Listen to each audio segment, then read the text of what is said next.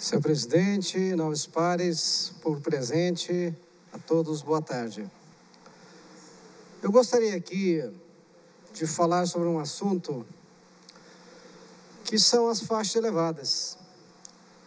As faixas elevadas, ela está regulamentada pelo CONTRAN, através da resolução 495, que fala sobre a questão da largura, a questão da altura, mas tem um ponto que eu já falei aqui há vários meses atrás aqui, que são aquela drenagem que ocorre ali do lado da faixa de pedestre, da faixa elevada de pedestre, desculpa.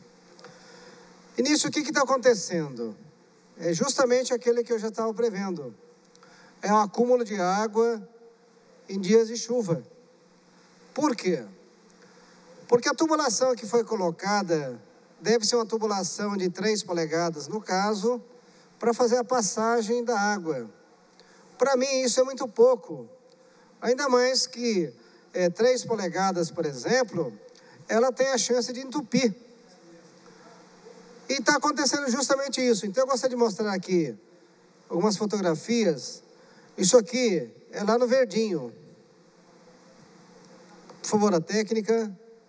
Dá para aproximar um pouquinho mais? Será que dá para aproximar um pouquinho mais? Então, isso aqui foi há mais ou menos um mês atrás. Isso aqui depois da chuva. Tem uma outra aqui que foi durante a chuva.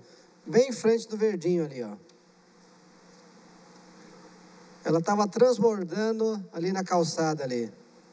A quantidade de chuva, quer dizer, de água que não passava ali pela drenagem ali, que era uma tubulação que estava entupida justamente com folhas e flores.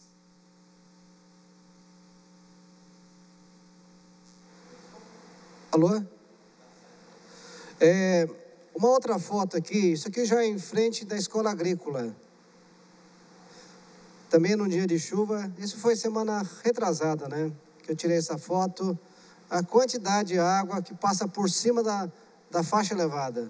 Isso tudo eu já estava prevendo, eu já tinha falado aqui na sessão de Câmara, que poderá estar entupindo. Porque normalmente os garis, ele vem e varre, só que ele não vai desentupir. No caso, essa tubulação. Mais uma foto. Isso aqui já é do outro lado.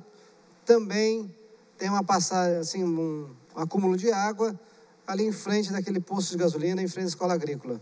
Então, só na 9 de julho, eu constatei 3 locais, Arildo, tá? com acúmulo de água. E a solução, no caso aqui, eu estaria sugerindo que fosse colocada grelhas mesmo. Ali como tem ali no Rosário, que fica muito mais fácil a manutenção. Eu estava indo em São José dos Campos também, eles utilizam grelhas também, tá? Só que tem que tomar cuidado para que essas grelhas também não vá, por exemplo, impedir a passagem de cadeirantes, muitas vezes. Então, é importante que essa grelha tenha realmente uma largura, uma distância pequena, né? Justamente para não impedir a passagem de cadeirantes, no caso. Então, fica essa sugestão desse vereador, ao senhor prefeito, que troque aquela tubulação por grelhas, no caso. Eu sei que isso tem custo e tudo mais, mas justamente para não ocorrer aquele acúmulo de água.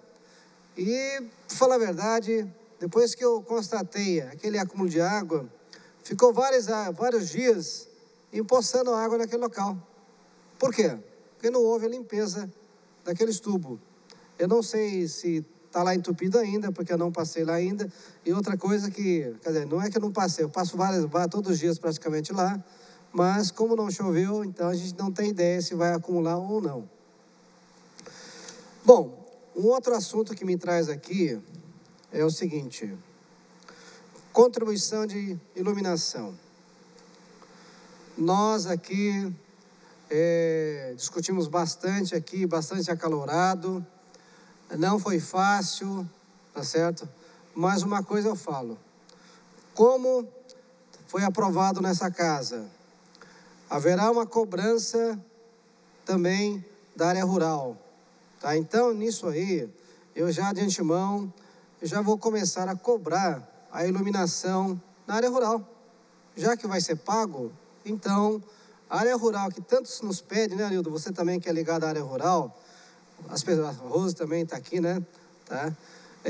Os moradores da área rural sempre nos cobram a iluminação, porque realmente a área rural é um breu, tá? Então, né, vamos ver se de repente com essa aprovação agora, a gente possa realmente começar a cobrar também uma iluminação na área rural. Vereador Edgar, na realidade, essa taxa, esse fundo é exatamente também para a expansão da energia elétrica e da iluminação, inclusive em áreas rurais, que tem sido um pedido de todos nós, vereadores, e Vossa Senhoria tem feito esse pedido constantemente. Então, a partir do momento que a taxa começar a ser cobrada, nós vamos avaliar aquilo que tem já colocado, trocar as lâmpadas imediatamente e, óbvio, planejamento para a expansão da área rural também. Entendi. Então, como nós somos contrários e tudo mais, a gente vai falar que a gente perdeu, né? Mas o fato de ter passado essa lei, agora eu também, como um vereador, eu tenho que cobrar essa situação também agora da área rural, tá? Que realmente sejam atendidos. É isso que, né, nós estamos colocando também, tá? Espero que realmente a área rural, espero que a área rural seja contemplado, tá certo? Com essa iluminação no caso.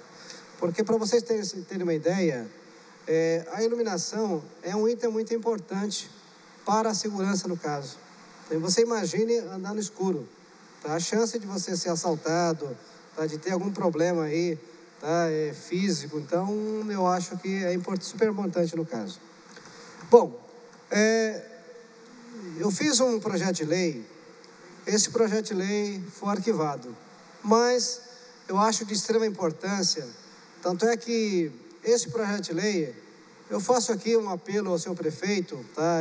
Sugerindo a ele que se faça um projeto nesse sentido. Por exemplo, pessoas desempregadas, que vá, por exemplo, procurar emprego, que ele tenha pelo menos aí 3 meses de gratuidade na passagem do ônibus. Então, se a pessoa está desempregada, ele tem que procurar um emprego e a pessoa não tem condições de arcar com a despesa de ônibus, então que faça uma lei que permita que essas pessoas desempregadas, elas tenham acesso ao ônibus, no caso, que facilitaria bastante a procura de emprego. Como vocês sabem, com a situação econômica atual do nosso país, tem muita gente desempregada. E essas pessoas precisam desse apoio. Um apoio, pelo menos, com a passagem. Então, a partir do momento que a pessoa tem a carteira e realmente prove que está desempregado, ele tem passe livre. Que ele passe.